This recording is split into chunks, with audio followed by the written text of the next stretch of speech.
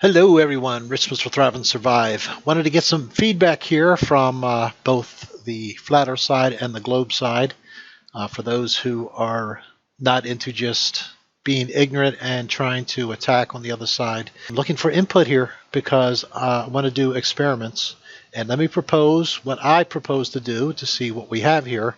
And for those on the flat earth side, I don't see any way that we lose, no matter what the outcome is, and I'll explain that as we go along. So it's not the scale. None of this is. I keep getting this. It's not the scale. It's not. That's why it's not right. But nobody explains why it's not right if it's not the scale. We haven't done any experiments yet where we had to cast a shadow, and that's what you get. And if I talk about light coming from 93 million miles away, I'm wrong because I don't understand 3D. How stupid can you be? We're talking about a plane in this case because we're not caught before this because we're not talking about shadows. Now we will be talking about shadows. Again, it's not the scale, but the experiments we do will be to scale.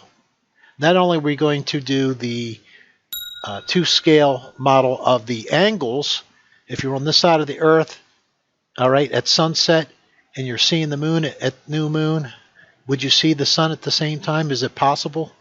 Or on a full moon when it's on the other side? We've already proven it's not. And everybody wants to argue, you didn't use a moon that was 9 feet. Well, I'd be glad to use a 9 feet moon.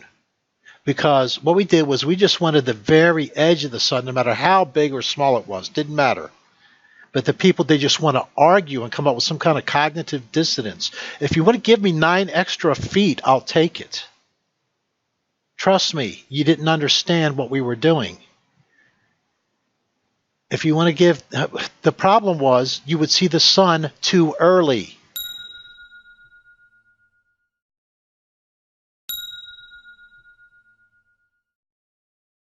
You would see it long before you saw the moon rise full when it's a full moon, an exact full moon.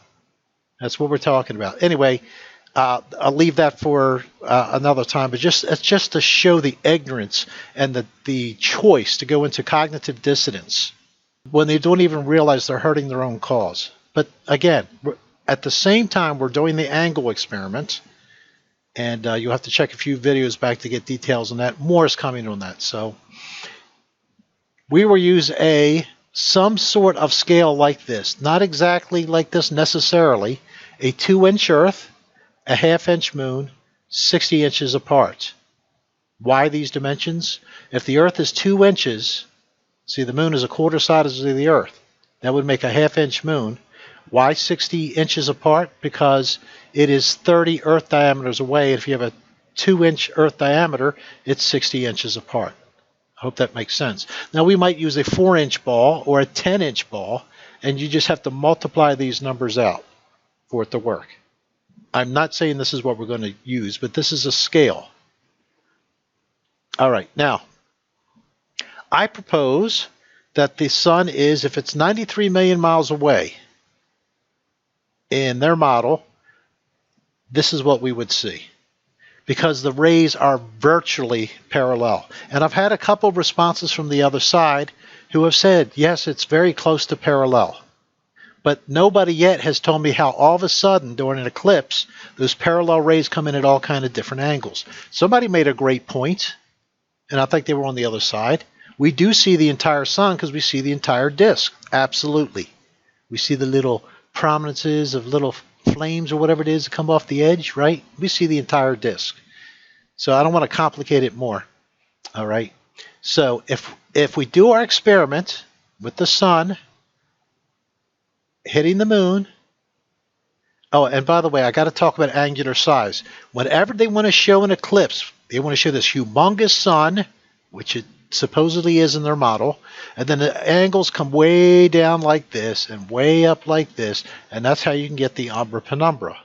However, because it is so far away, what we're told, I'm giving you the model now, what we're told is, and what we see, if the moon is eclipsing the sun, is that they are both the exact same angular size, and my experiment is going to take care of that.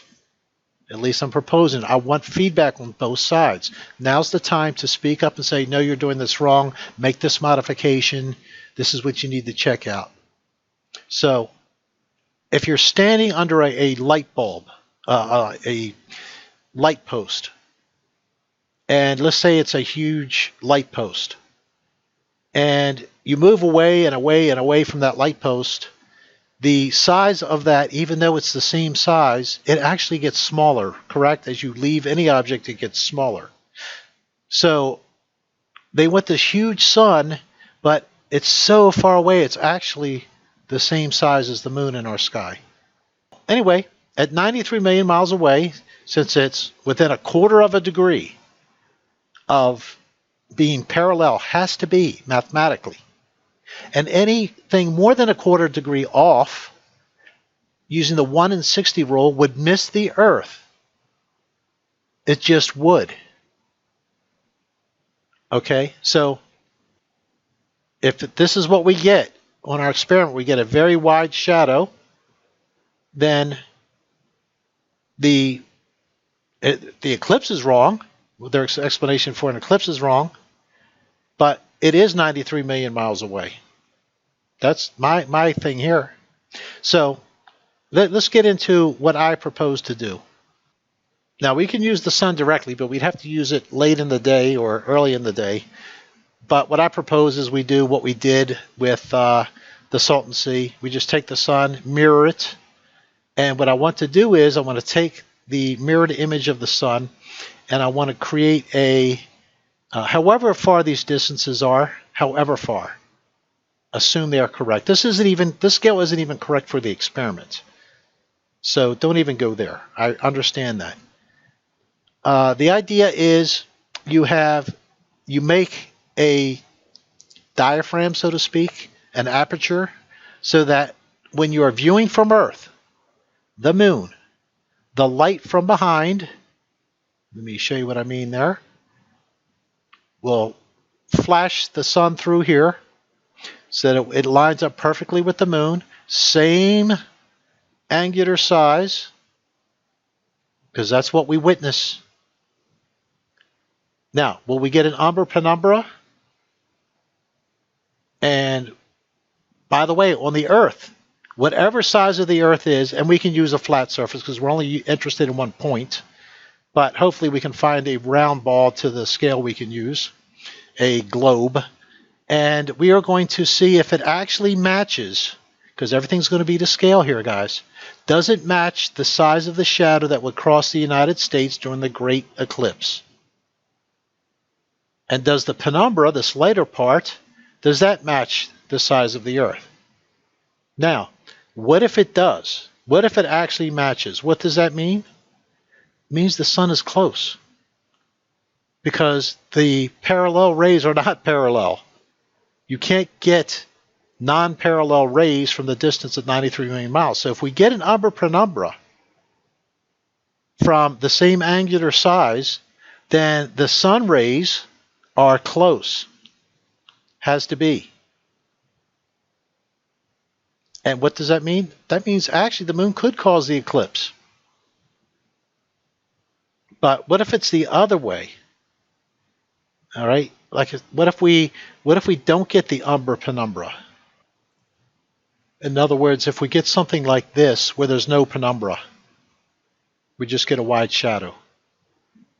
What would that mean? Well, that would mean that the sun is indeed far enough away to where we're just getting parallel rays. So this is what I propose to do to find out. To me, it's a win-win. I don't care which way it is. I'm just going to report the science of it. And we can also try this too without using the aperture. So, using the full size of the sun. Let me know what you think. Let me know how you think it could be enhanced, made better, whatever. But this is what we plan to do, at least as of now. Thanks, guys. Please share this everywhere. I want feedback from both sides. And if you're going to be ignorant, I'm just going to block you. It's just, there's no reason. I'm reaching out to the other side to get your thoughts. Again, if you're going to say that the rays are parallel, which they have to be, virtually parallel, from 93 million miles away, you can't all of a sudden, during an eclipse, have them come in at all kinds of different angles.